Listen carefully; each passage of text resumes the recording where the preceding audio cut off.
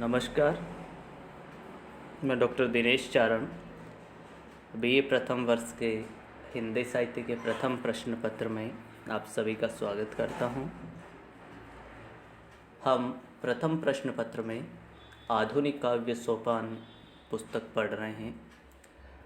इस पुस्तक में हिंदी साहित्य के आधुनिक काल के कवियों की कविता का संकलन है।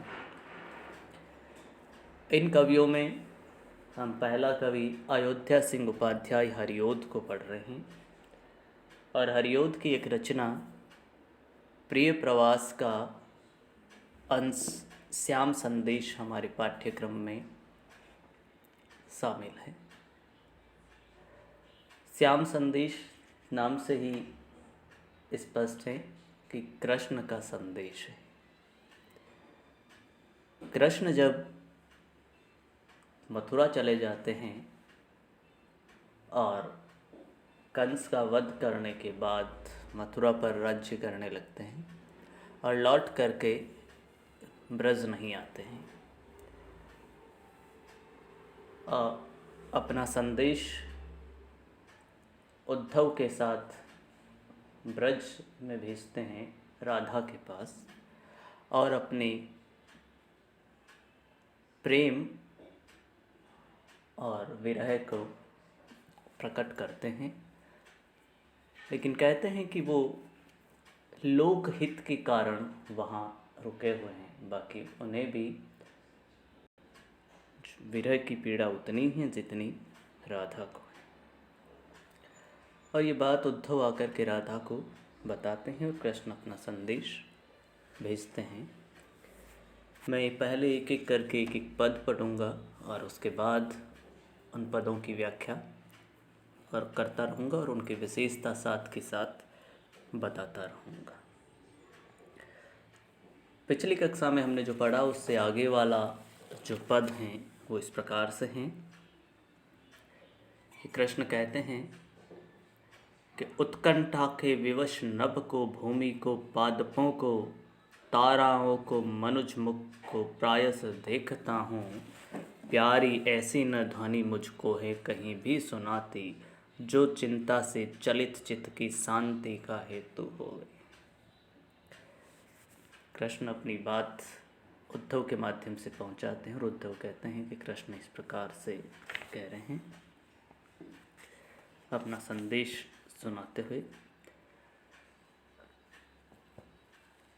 उद्धव राधा के सामने श्री कृष्ण के कहे वचन उद्धरित कर उन्हें श्री कृष्ण की वियोगावस्था की दयनीय स्थिति का वर्णन करते हैं कि श्री कृष्ण ने निवेदन किया है कि जब जब भी राधा से मिलने की उनकी उत्कंठा होती है, उनके हृदय में ये भाव पैदा होता है उत्कंठा के विवश नभ को, मतलब जब भी मन में उत्कंठा होती है राधा से मिलन की, उस समय कृष्ण विवश होकर के नभ को, भूमि को, पादपों को, ताराओं को, मनुज मुख को प्रायस देखता हूँ। कृष्ण कहते हैं कि जब मेरे मन में ये उत्कंठा होती है राधा तुमसे मिलने की, तो मैं विवश हो जाता हूँ और विवश होकर के नभ को, आकाश को देखता हूँ, भूमि को देखता हूँ, धरती को देखता हूँ, पेड़ पौधे ये जितने भी पादप हैं इनको देखता हूँ, आकाश के तारों को देखता हूँ, मनुष्यों के मुख को प्राय देखता हूँ। मैं इन सब को निहारता हूँ, देखता हूँ, लेकिन प्यारी ऐसी न ध्वनि मुझको है कहीं भी सुनाती, जो चिंता से चलित चित्त की शांति का हेतु होए। वो कहते हैं कि समस्त चराचर में एक भी ध्वनि मुझे कहीं नहीं सुनाई पड़ती जो मेरे विरह से दग्ध हृदय और चिंता से चंचल चित्त की शांति का कारण बन सके, और मैं तुम्हारी स्मृति, तुम्हारे रूप, सौंदर्य, प्रेम को, इन सभी में देख तृप्त हो सकूं, शांत हो सकूं। लेकिन मुझे कहीं ये दिखाई नहीं देते। मैं उत्कंठा में जब भी तुम्हें याद करता हूँ तो मैं विवश हो जाता हूँ। मेरा हृदय तुमसे मिलन चाहता है, लेकिन हमारा मिलन नहीं हो पा रहा है, और मैं उत्कंठित होकर चराचर जगत में सब जगह देखता हूँ, आकाश को देखता हूँ, धरती को देखता हूँ, पेड़ पौधों को देखता हूँ, मनुष्यों के मुख को देखता हूँ, आकाश में उन तारों को निहारता हूँ, लेकिन कोई भी कारण ऐसा नहीं होता कि जो मेरे मन को शांति प्रदान कर सके। इस पद में हमने देखा कि कृष्ण की जो वियोगावस्था है उसका वर्णन कवि ने किया है। अंतिम पंक्ति में हम देखते हैं तो हमें वहाँ अनुप्रास अलंकार नजर आता है। चिंता से चलित चित्त, जहाँ वर्ण की आवृत्ति बार बार होती है वहाँ अनुप्रास अलंकार होता है। यहाँ देखिए च वर्ण की आवृत्ति बार बार हो रही है और ये पूरा का पूरा जो छंद है मंदाक्रांता छंद में लिखा गया है। इससे आगे वाला जो पद है वो इस प्रकार है। कृष्ण कहते हैं कि जाना जाता मर्म विधि के बंधनों का नहीं है, तो भी होगा उचित चित्त में यूं पे सोच लेना। होते जाते विफल यदि है सर्व संयोग सूत्र, तो होवेगा निहित इसमें श्रेय का बीज कोई। हरियुद्ध कृष्ण के उस विरह के प्रेम को दर्शाते हैं और इस पद में ये कहते हैं उद्धव कृष्ण का संदेश लाए हैं। उसमें कृष्ण उससे कहते हैं कि शायद नियति प्रकृति विधाता कुछ न कुछ ऐसा चाह रहा है जिसके कारण ही ये सब कुछ हो रहा है। उद्धव श्री कृष्ण के लोकोपकारी संदेश को राधा को सुनाते हैं कि हे राधा, श्री कृष्ण का यह मानना है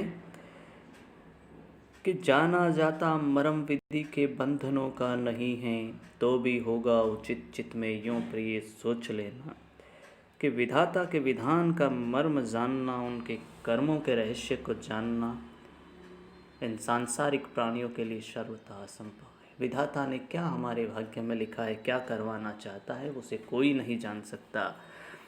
इसलिए अगर हमारा मिलन नहीं हो पा रहा है तो इसके पीछे भी विधाता का कोई न कोई रहस्य अवश्य रहा होगा। ये सोचकर अपने विरही दुखी हृदय को सांत्वना दे देना। होते जाते विफल यदि है सर्व संयोग सूत्र, तो होवेगा निहित इसमें श्रेय का बीज कोई। वो कहता है कि अगर हमारे जितने भी प्रयत्न हो रहे हैं मिलन के संयोग के, अगर वो विफल हो रहे हैं, होते जाते विफल यदि है सर्व संयोग सूत्र, सारे संयोग सूत्र अगर विफल हो रहे हैं हमारे मिलन के, हमारी सारी कोशिशें जो नाकाम हो रही है मिलने के, तो भी तो होवेगा निहित इसमें श्रेय का बीज कोई, तो भी इसमें कोई न कोई शुभ कार्य होने का संकेत जरूर है, कोई न कोई श्रेष्ठ कार्य होने का बीज उसमें ज़रूर है। क्योंकि विधाता ने हमारे बीच में ये जो दूरी की है, ये दूरी बनाई है, तो कुछ न कुछ विधाता इस सृष्टि के लिए, इस पृथ्वी के लिए अच्छा चाह रहा होगा, इसीलिए किया हो, ये सब कुछ किया।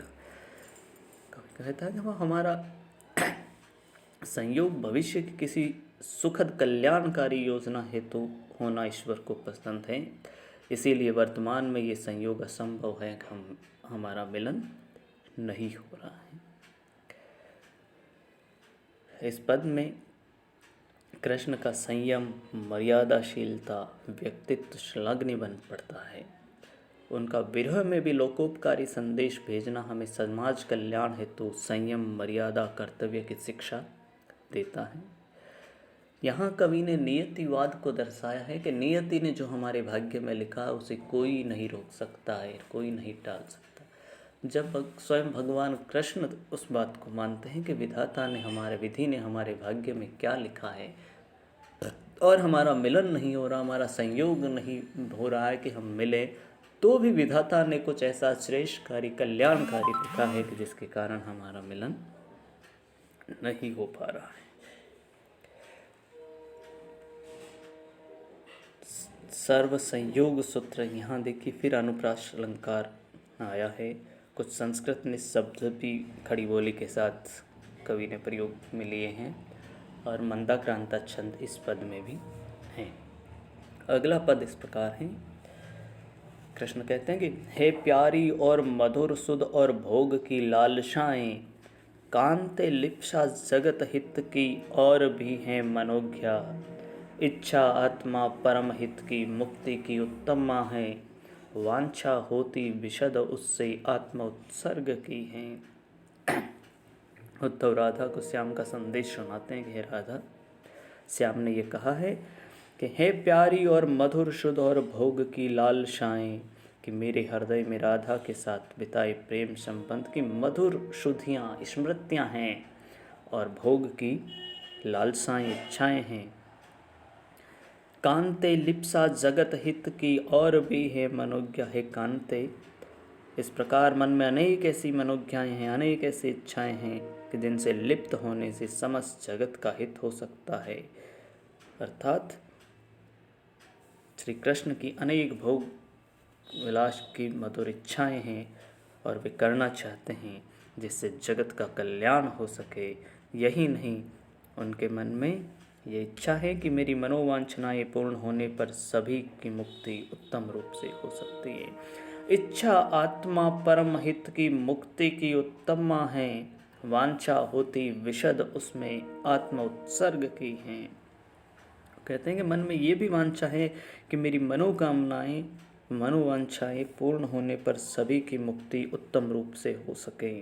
इसलिए श्री कृष्ण का कहना कि जैसी इच्छाएं उनके मन में मधुर लालसाओं के भोगने की हैं, वैसे ही आत्म उत्सर्ग की है।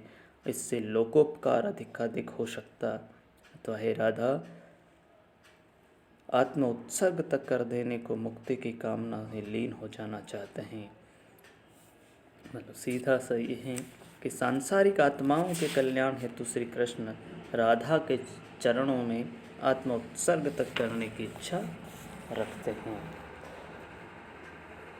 कृष्ण के मन के सामान्य मनुष्य की भांति भोग की लालसाओं का चित्रण यहाँ कवि ने वियोग की स्मृति के रूप में किया है।